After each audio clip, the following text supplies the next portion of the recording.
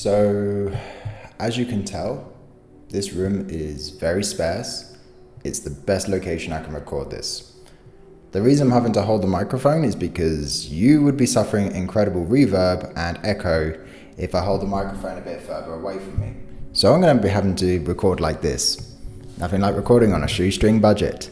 Speaking of shoestring budgets, let's look at the thing I'm going to talk about for today.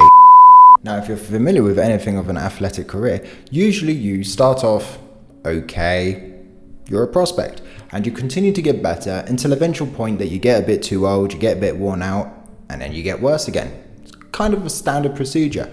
I actually drew a graph, if you can see. That's the beginning, and that's the end. I can't do both of these. Like that's good. Yeah, basically that's your hope and desire that you actually, get to that point. Some people don't get that far in their career. Some people end up sort of stopping off halfway during their career. Injury, stupid decisions, just not wanted by a team, change in developments, just the style of the play. But some players don't follow that trend. In fact, I've got another graph here for you. No, God! Again, shoestring budget. This is the career of Bill Walton. And you're probably looking at this going, what the hell is that? Basically, I'm not talking about his college career, but if you know Bill Walton, really good college player. So we're starting here, but it was just immediately up. First 3 years, great. Got injured, sucked, until like the mid-'80s. Then he won 6th man of the year with the Boston Celtics. So he actually was one of those players, he was just a bit too good to be sort of cancelled out by injury alone, but he was really limited for the last 10 years of his career and a 13-year-long career.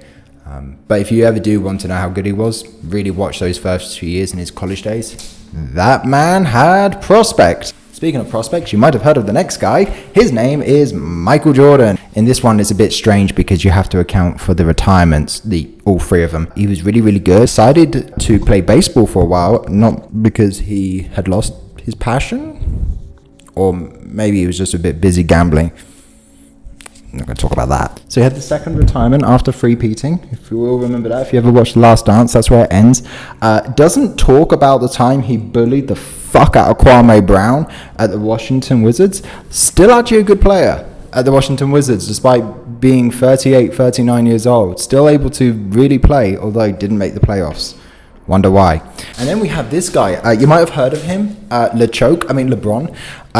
Really good career. Wet the bed in the fourth quarter of the 2011 finals. Who watched you wet the bed in the fourth quarter? That's what you need to be doing. Turned out to be quite good with Miami in the next couple of years. Met Tim Duncan on the way. Bit of here and there. Got very lucky. Ray Allen was apparently playing in the finals as well. Kind of been consistent throughout his career. Really, if you look at his numbers, he's always good. I mean, this isn't to say he's like average compared to the other ones being higher up on this graph. I don't know. He's that's LeBron as a career. At the moment, at least. Maybe in retrospect, I might come back to hate that, what I'm saying. I'm not a LeBron hater, by the way. I actually do think LeBron is the top 3 player of all time. We've got this dude here. His name is Bernard King. You're probably wondering who the hell's that guy. If you know anything about basketball, you probably might even be like, who's that guy? I swear that's a guy that gets mentioned in trivia games. Yeah, very interesting career here. That was his career. Bernard King's career is very strange because if you actually look at it, it's very haywire. And that's what we're going to talk about today. So let's get to it. So Bernard King was one of the best scorers in the NBA during the 80s and probably the second best small forward behind Larry. Despite a promising start, being drafted 7th in his draft in 1977, in a draft that's actually kind of lackluster, with only noted exceptions being the likes of Marquez Johnson going 3rd, Sigma going 6th, Cedric Maxwell 12th, and the drafting of the second female to the NBA league, Lucia Harris, who didn't actually end up playing, but she was made void in her selections. So she's actually the first person to have officially been drafted. Another strange thing about this draft, if you will, is the drafting at 139th of Caitlyn Jenner. So Bernard King would actually start his first year of his career, his rookie season, really hot, averaging 24 points and 9.5 rebounds for the season. And what was quite unusual for a rookie, especially even by today's standards, is that he was having to do 39 minutes of play per game, which, if you know in basketball, there's only about 10 minutes extra on the court, so he was on there a lot. More impressive is those numbers when you consider who he was up against. This is the era of Wes Unseld, Elvin Hayes, Bob McAdoo, Kareem Abdul-Jabbar.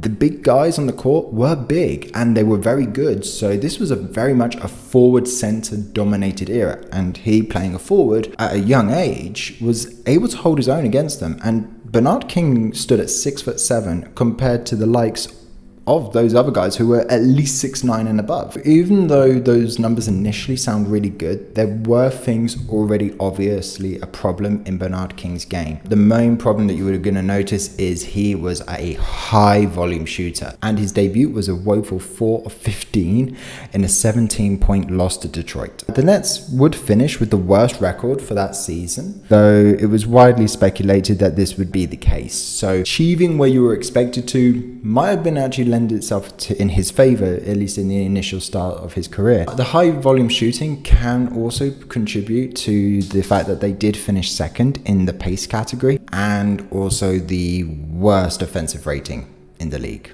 So this situation did continue on into his second year.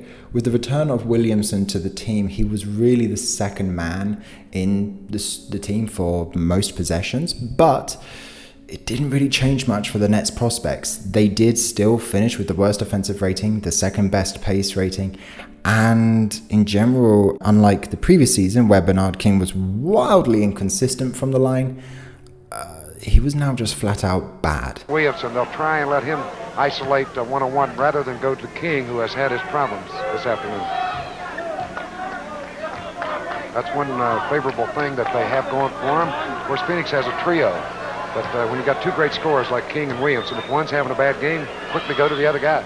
Despite a strong showing in his first two seasons, the Nets decided at the draft to go for Calvin Knapp from Northeast Louisiana. Calvin Knapp would provide the Nets with much more defensive abilities on the small forward position. He was a much better rebounder and just more defensively present. Bernard King did have some defensive qualities about him, but realistically you're going to find that he's never going to really focus on that end of the court at all. He's purely offense. As a result, King found himself being traded to the Utah Jazz with Jim Boylan and Gianelli for Rich Kelly.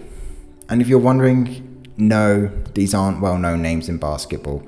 But Rich Kelly had managed to get 12.8 rebounds the previous season for the Jazz. And they also got cash as well. So realistically, this trade was really showing the Nets did need that rebounding presence. And Utah, on the other hand, were looking for a scoring presence. However, for the Nets, it didn't really improve their season. The last season with King, they had finished with 37 wins. The season with Nat, they only had 34 wins. Nat actually wasn't bad for them. He matched Bernard King in his first season with the field goal percentage, but it didn't seem to be working for the Nets. There didn't seem to be a dynamic shift in the collection of those rebounds. As for the Jazz, they had been looking for an offensive presence. Their lead man on offense, Pete Maravich, had experienced a really bad knee injury the season prior and would culminate in his retirement in a couple of years' time. Along with King, Adrian Dantley joined the Jazz from the Lakers. Adrian Dantley, very similar mold to Bernard King, a scoring small forward. In the reverse direction for Adrian Dantley from the Lakers was going Spencer Haywood, who would actually end up winning the championship with the Lakers on multiple occasions with Magic Johnson and Kareem Abdul-Jabbar. This could have been an amazing pairing with Dantley and King.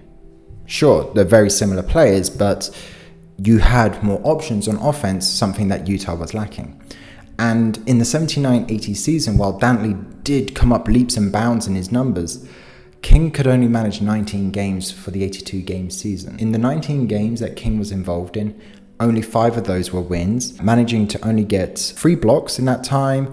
And despite having 3 games where he got over 10 rebounds, he also had 10 games where he got 3 rebounds or less. Where his issues were most telling was in his scoring. 11 games with less than 10 points. So what were the issues?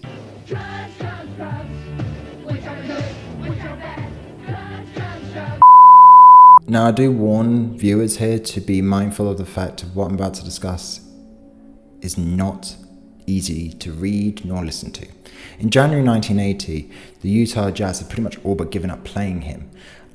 But King would find himself arrested for a number of charges, including felony of forcible sexual assault charges, 3 for forcible sodomy, 2 for forcible sexual abuse. Furthermore, King was having a massive substance abuse problem. In particular alcohol. When questioned by police, he said he had no recollection of what happened. These issues were not even limited to his time with the Jazz. The Nets head coach Lowry made a concerted effort to say that King's trade was not to do with his off-court issues, despite an arrest for having cocaine on his person and driving without a license during his time with the Nets. King would sit out for the rest of the season whilst getting rehabilitation for his problems. Adrian Dantley, meanwhile, would prove to be the top scorer for the team. Pete Maravich would actually find himself being waived by the team, released, in the same month of King's arrest. Nasalk, the head coach, had a policy: no practice, no play. Listen, we talking about practice. Bernard King would find himself being traded to the Golden State Warriors for Cooper and a 1981 second-round draft pick. Cooper was by no means a bad player. He would have a 14-year-long career and sits 35th on all-time for blocks, but was very much a journeyman, and it was clear that this was Utah's way of getting rid of the problems that King had brought with him for that one season he was there. Now, it can't be said that this saga was over for Utah. Utah ended up actually entering a legal battle with King over the salary that he hadn't been paid for the 79-80 season. King would actually win the case when arbitrator George Nicolau would rule that whilst Utah didn't play him, they still had to pay him, and that Bernard King wasn't alcoholic dependent in rehab. In case by any small chance Ben Simmons is watching this, I'm sorry, George Nicolau died in 2020. By the beginning of the season with Golden State in the 1980-81 season, Bernard King would be in a much more cleaner state. This time, he would actually finish as the second best scorer on the team with 21.9 points, just behind Will B. Free, and would finish third best in both assists and in rebounds. Even in this time, he had fixed his free throw shooting from 56% and 54% in his previous 2 seasons to 70%. Most notably, this would actually be his most effective year for shooting in his career, shooting 59% from the field. Now, unfortunately for the Warriors, they didn't manage to make the playoffs. Having the likes of Welby Free and King on the court made them one of the best offensive teams in the league. In fact, third best, but they were also the second worst defensively. King, however, on a personal note, would achieve NBA Comeback of the Year award, a testament to how well he had played that season. The following season with the Golden State Warriors, King would provide almost identical numbers for that season, although he was actually a bit better defensively this season. In fact, for that season, there wasn't much personnel change. The only change for that season was 10-year vet Gale joining from Portland. So despite having a 45 and 37 record for the season, the Golden State Warriors would miss out on the playoffs. Funnily enough, the other team that would miss out on the playoffs despite having an over 500 record was Portland. Owing to the fact that Joe Barry Carroll and Larry Smith were the main men on the boards and Welby Free was still the predominant shooter for the team, the Golden State Warriors decided that the experiment with King had come to an end. King would find himself being traded for Michael Ray Richardson, who had entered the league the same time as King and was a solid passing and shooting guard for the Knicks, along with making the All-Star team, just like King. Earlier the same day, he had held a press conference announcing his intention to re-sign with the Golden State Warriors. Upon reflection after his trade, he would say that the entire conference was almost a bit of a farewell to the team. For Richardson, let's say legal issues and drug issues also dogged his career, so much so that he would sit out his final season in 86-87 because of, you guessed it, substance abuse. Man, it makes you realise that what MJ was saying in The Last Dance might have held more truth and validity. This team was stacked, and having a team that complemented his scoring prowess, they managed to make the playoffs. In the first round of the playoffs, King would face his former team, the New Jersey Nets, and resoundingly beat them 2-0 to go through to the next round. In the following round, they would be met with the 76ers. Yeah, that's 76ers with Moses Malone, who had finished the regular season as the rebounding leader, league MVP, and in both All-NBA First Team and All-Defensive Team. All-Defensive Team of the Year guard, Maurice Cheeks, and Julius Erving, an all-time great, and even approaching his mid-30s, was still able to provide numbers on King's level. And they had the 6th Man of the Year, Bobby Jones, to boot. The 76ers would sweep the Knicks, with Malone dominating in a video game like 31.5 points, 15.5 rebounds, 2 blocks, and 1.5 steals per game for the series. Only in the final game of the series did someone manage to score more points than Malone, and that was King, with 35 points. Bernard King even acknowledged after the game that what Malone and the 76ers had done by saying, "We forced them to take out of the ordinary shots, took them out of their option, forced them to make bad shots, but they overcame everything. When you take bad shots and make them, then they become great shots. The 76ers made great shots. When I walk out of here tonight, I'm not going to look back, and no one else in this room will either. There is nothing to be ashamed of. We had a great season. We played as well as we could have against the 76ers, and lost a great series to a great team." For King, he had every right to be proud. This was his first deep playoff run, and to lose to the 76ers side that would eventually sweep the Showtime Lakers later in the playoffs, I don't think that's anything to be ashamed of. For the 84-85 season, the Knicks knew they had pieces and pretty much kept the same outfit as they had done the previous season, minus the loss of reserve Vince Taylor and a first-round draft pick for the Pacers' former NBA and ABA All-Star Billy Knight, who was immediately traded for Cash and Ray Williams. This addition made sense because the Knicks had the 7th worst offense in the league the prior season, and Williams, who had originally been drafted by the Knicks, was a scoring guard who could pass the ball, having clocked up 15.4 points and 7.9 assists the previous term. Although he couldn't replicate what he had done the previous season, in the advanced stats you can see he was a very valuable asset for the Knicks. All this led to two major things. King was able to focus more on scoring, finishing the season on 26 points per game, and the Knicks having a better offense, defense, and overall record for the season. All this effort and work culminated in his legendary back-to-back 50-point games against the San Antonio Spurs and the Dallas Mavericks on the 31st of January and the 1st of February 1984. Oh, and that issue at the free throw line he had earlier in his career? He nailed 20 for 28 against the Mavs from the line. This back-to-back 50, which I might add was the first time since Rick Barry in 1967 for an NBA player to achieve such a feat, was the height of the Knicks' razzle-dazzle top man. A city like New York likes to win, but it loves its characters just as much.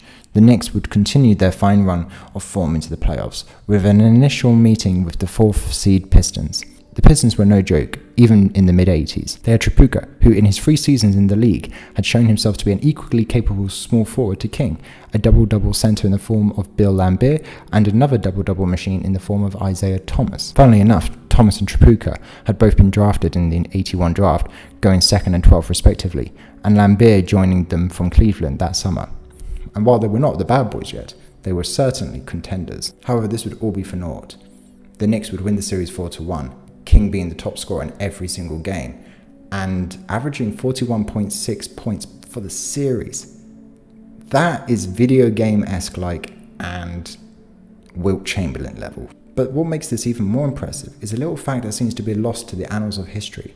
That in Game 5, Bernard King had his own flu game, and King would also break the record for the most amount of points for a single player in a 5-game series, a record that had stood since 1961 with Elgin Baylor.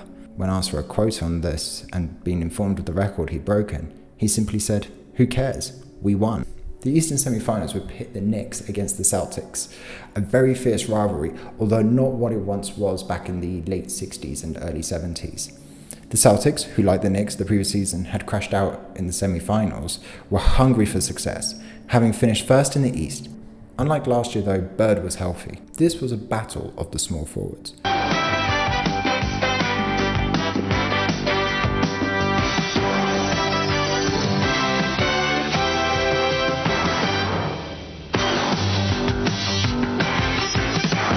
Celtics Knicks have shown they can frustrate and contain New York Knicks scoring sensation Bernard King. That, combined with the inside moves of super sub Kevin McHale and the other big Celtic frontliners, spearheaded by superstar Larry Bird, paved the way for 2 easy victories over the Knicks in Boston. Bernard King was the scoring player.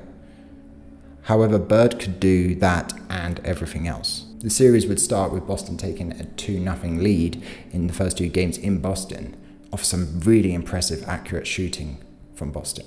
However, New York would bring the series back 2-2. In particular, King's performance in Game 4, 17 of 25 from the field, 9 of 11 from the line, providing 43 points for this win.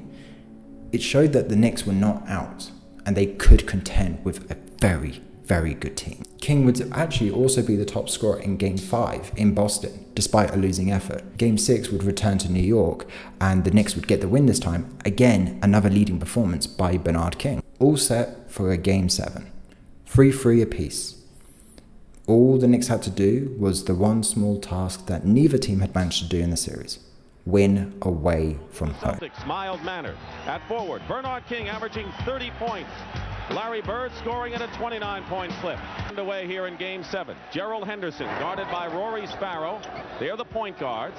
Larry Bird takes the first shot of the game, and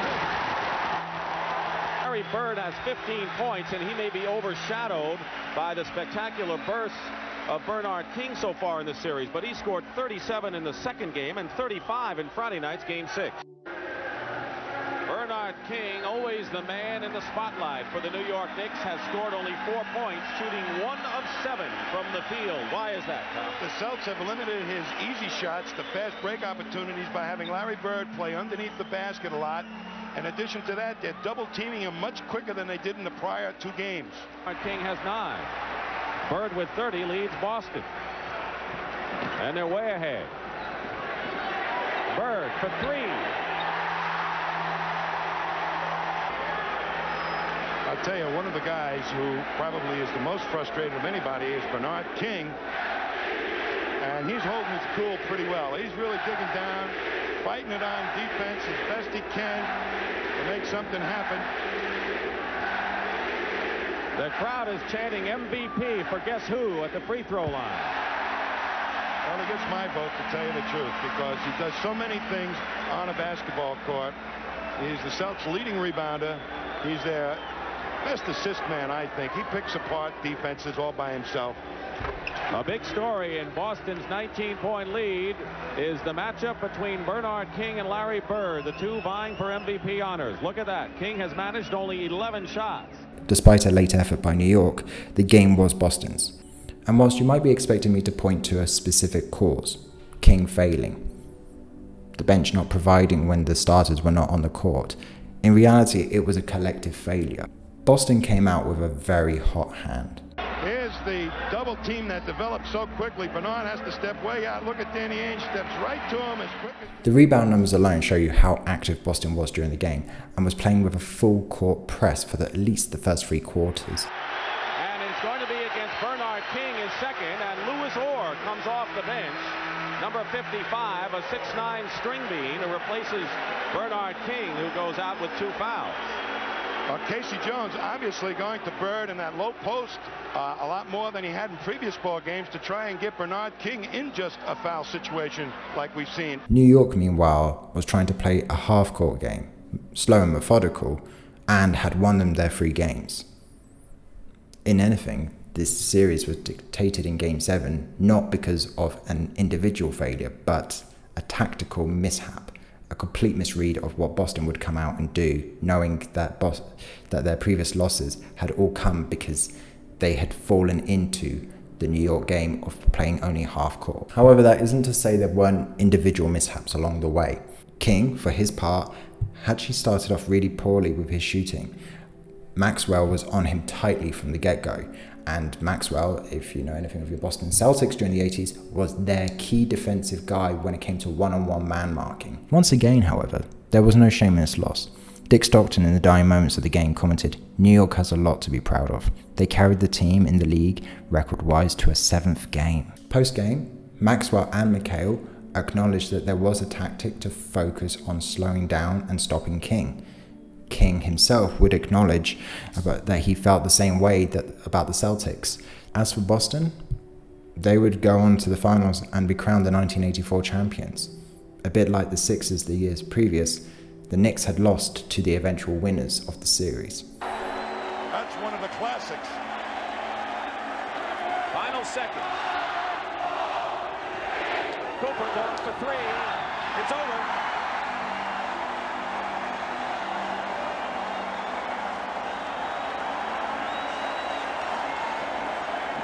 Score, Boston 111 and Los Angeles 102.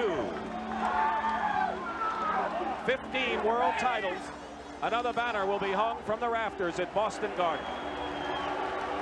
My pleasure to present the Larry O'Brien Trophy to the NBA World Champion 1984 Boston Celtics. Congratulations to Red Auerbach. New York GM Dave DeBusschere stuck to the formula. After all, the unit was there and just needed to grow together. Unfortunately, a mere few days before the season began in late October, Bill Cartwright went down with an ankle injury. Initially ruled to be 6 to 8 weeks, by December the prognosis was that it would be for the rest of the season. The now Cartwrightless Knicks were without a rebounding presence, excluding the recent acquiring of Pat Cummings. Despite a massive initial win against the Detroit Pistons to begin the season, the New York Knicks would actually end up being 2 of 11 to start the season. The workload was really on King.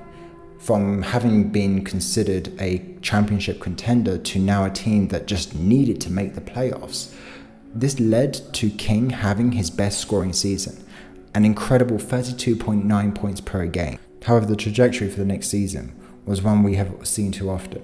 A star-led team with supporting cast members who had regressed or were simply traded away just to save face. King wasn't going to allow this to happen and was well on course for several personal accolades. However, on the 23rd of March 1985 against the Kansas Kings, Bernard King, with 37 points on 62% shooting, would, in the final moments, have something that I would wish on no athlete. And back the other way is Reggie Theus.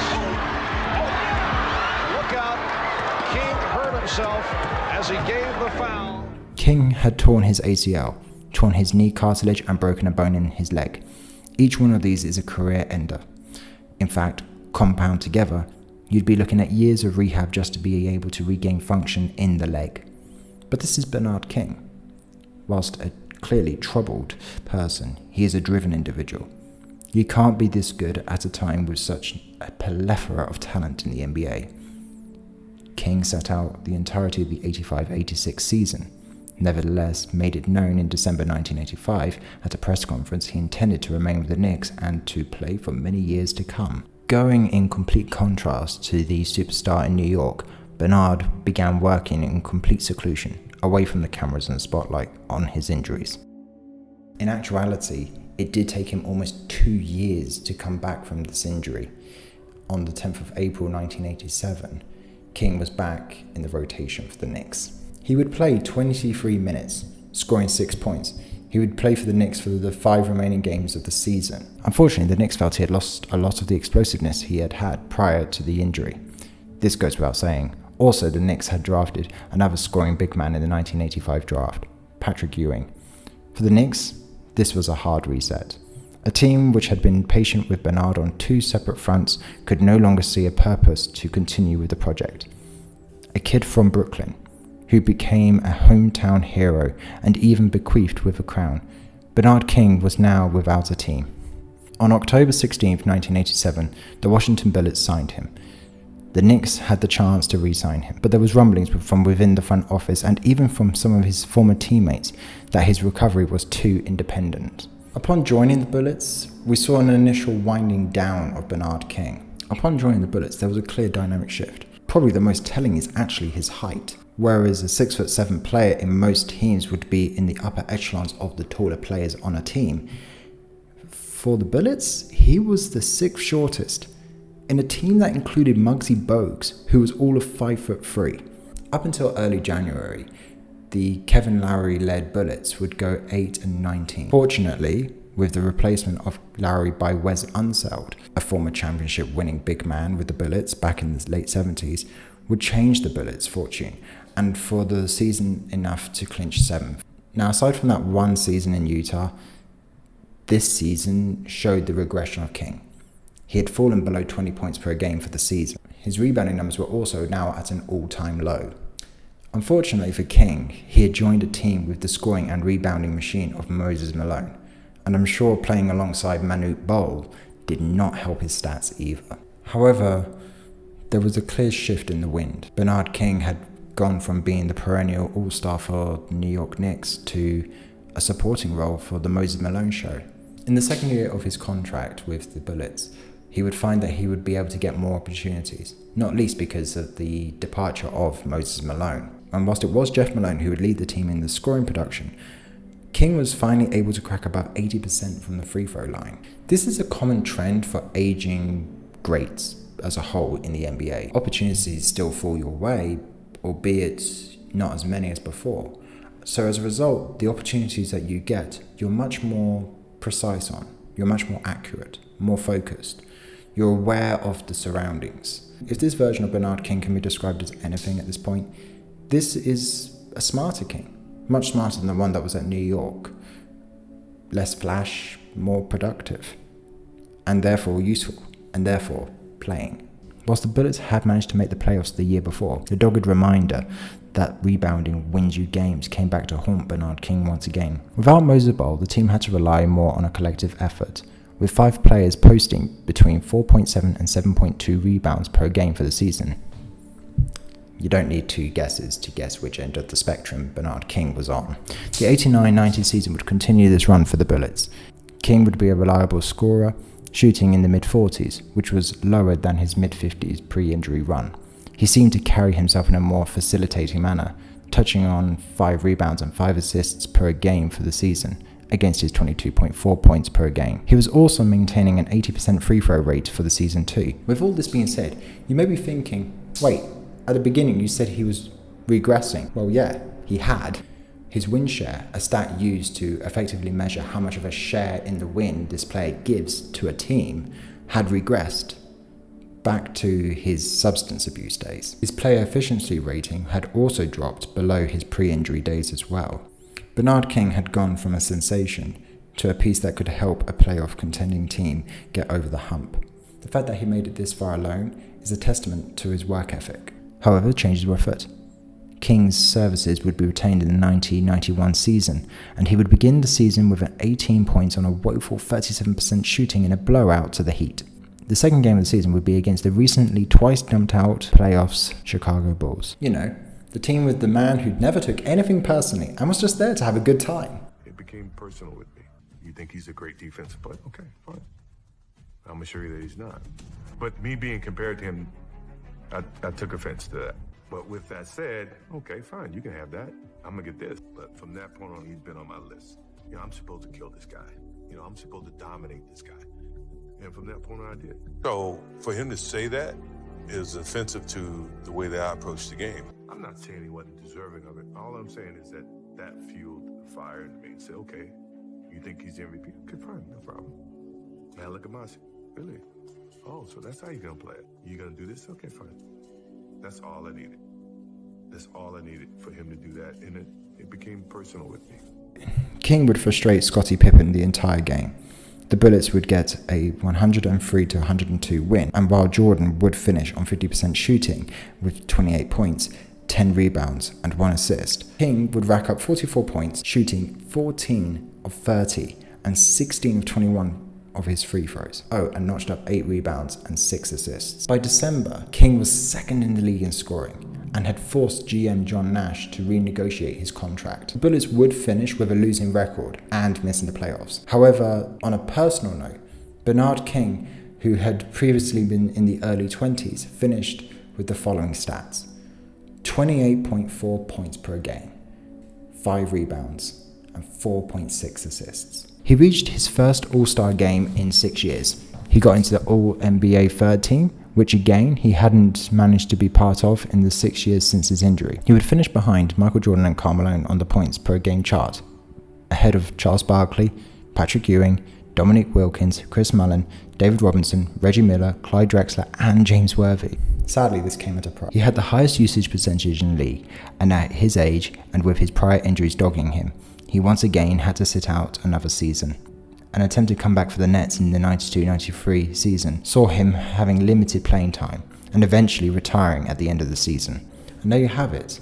Through the sheer determination of one individual alone, he managed to make a comeback where other greats have had to say, I can't do this anymore, and hang up their boots and say, I'm done. However, I feel that I cannot really praise Bernard King. 1 year after his retirement, he was arrested for assault of his female friend. The reality is, sometimes the most talented and capable people are still nasty pieces of work. Bernard King is one of those examples. I'll leave you with this. Bernard King donned in a crown as an ironic twist on his name, whilst he sat high up on the basketball world whilst playing in the Big Apple in the 80s. Since the 90s, he has been the NBA's comeback king.